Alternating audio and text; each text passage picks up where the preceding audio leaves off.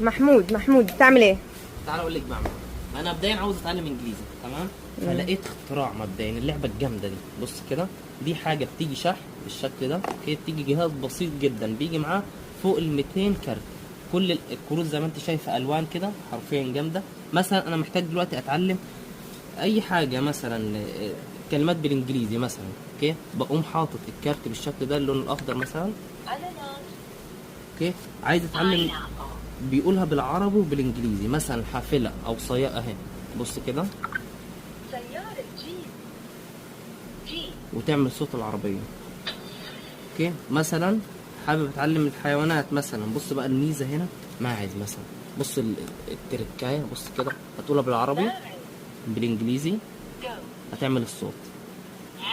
في عظمه اجمد من كده، اقسم بالله حرفيا جامده جدا جدا جدا.